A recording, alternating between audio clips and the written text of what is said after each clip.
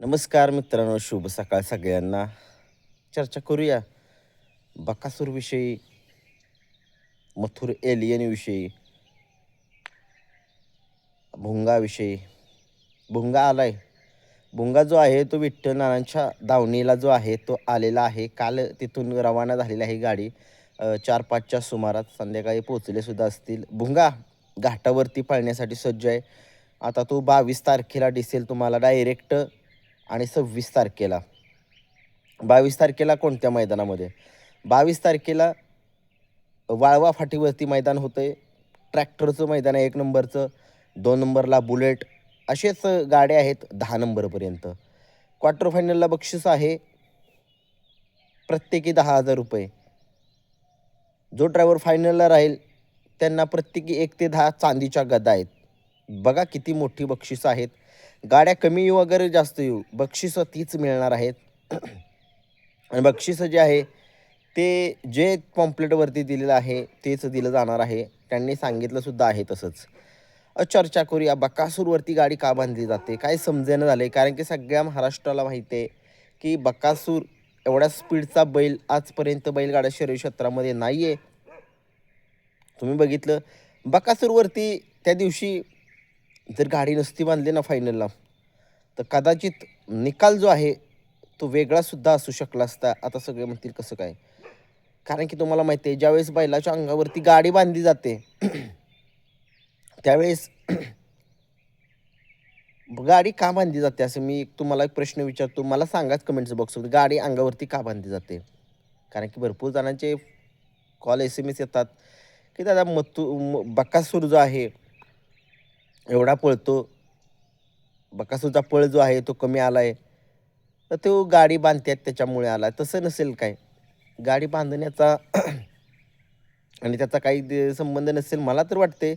आणि काही लोकांना वाटते की ज्यावेळेस गाडी बांधली जाते त्यावेळेस स्पीड थोडंसं कमी लागतं. ज्या बैलावरती गाडी बांधली जाते त्या बैलाला थोडंसं स्पीड कमी लागतं. जर बकासूरवरती तुम्ही जर गाडी नाही बांधली तर बकासूरचं स्पीड बघा, कशा पद्धतीनं त्याचा पळ आहे बघा, असं लोकांना काही वाटते. परंतु शेवटी नाण्याच्या दोन्ही बाजू आहेत. त्याच्यामुळे जर तर होणारच. एक चर्चा करूया बकासूरच्या एक पळाबद्दल.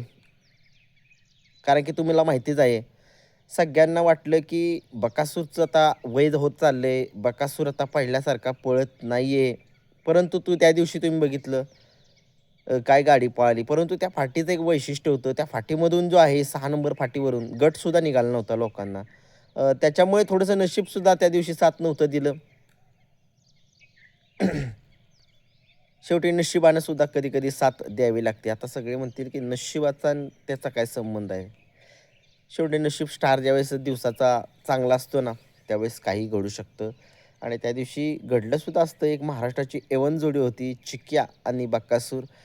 परंतु चांगली फाईट दिली आणि लक्ष्याने सुद्धा चांगली फाईट दिली. लक्ष्यासोबत कोण होता काय समजेना. नेमगावचा सावकार होता काय?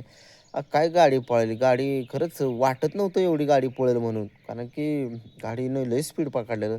थोडंसं शेवटी आता लखन आहे सगळ्यांना माहीत आहे. लखन महाराष्ट्राचा एक टॉपचा नंदी आहे आणि तो त्याच्यासोबत कुणीही द्या, ज्या बैलामध्ये धमक असते ना, तो कुठूनही पळतो. पब्लिक नसो, कुठूनही असो. पण शेवटी लखनविषयी चर्चा करायची म्हटली तर लखन फक्त डाव्याच खांदी पळतो, उजव्या खांदी तो पळत नाही.